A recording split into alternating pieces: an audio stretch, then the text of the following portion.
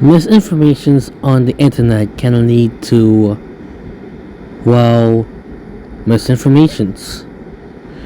Not about right infos or just rumors about something like that. It happens every day. And occasionally, this happens sometimes when in the rail fan community.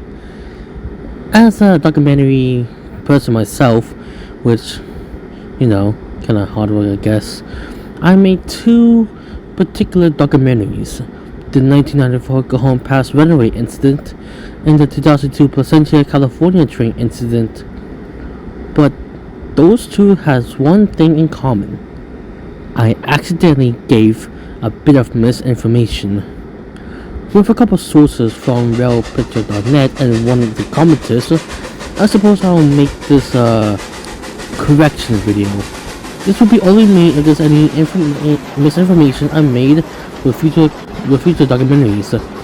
And if you're thinking about the 2012 Midland, Texas railway crossing accident, I have no idea when that will be released, because I have so many things up in my mind.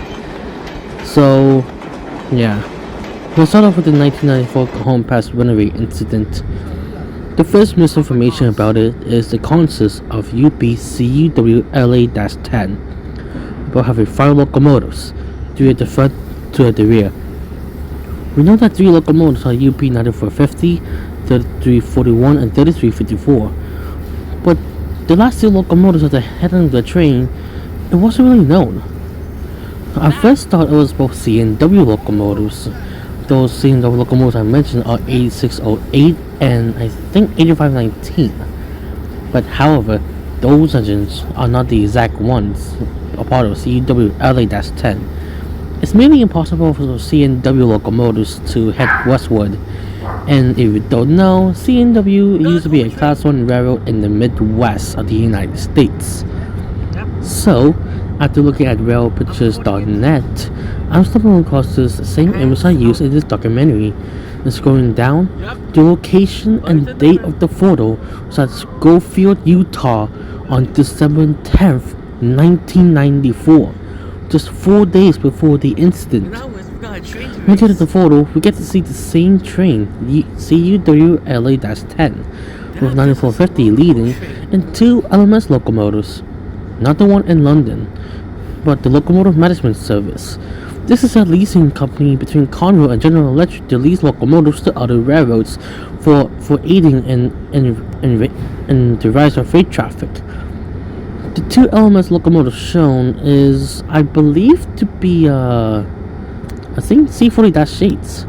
The first LMS locomotive is LMS 711. This locomotive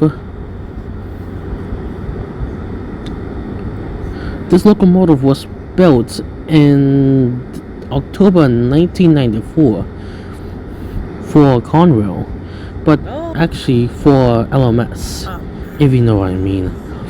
However, the second LMS locomotive is hard to tell since the road number is not visible enough.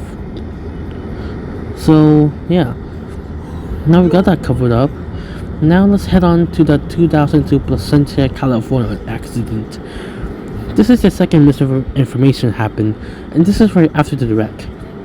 Now, when you watch that documentary, I mentioned that all the locomotives, cab car, and the coaches in the accident returned to service. But, however, upon looking at the documentary, I have received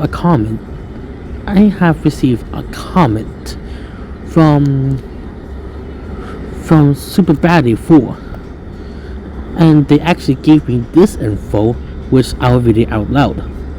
634 and 113 did not return to service. Both were damaged beyond repair and scrapped.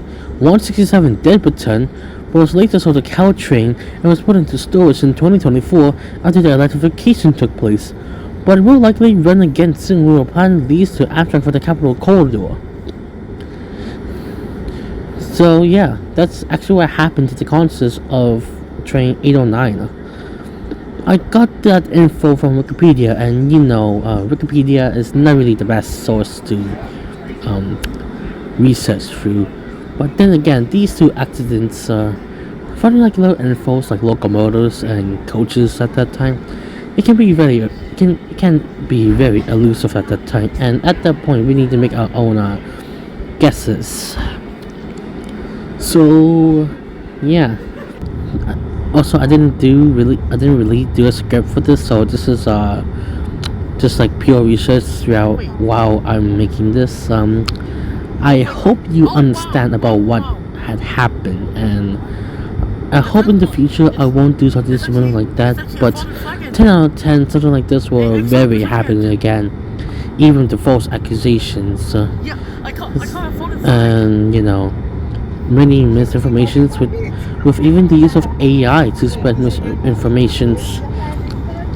So yeah, I'll try my best to try to find the right sources, but again, no promises can be made.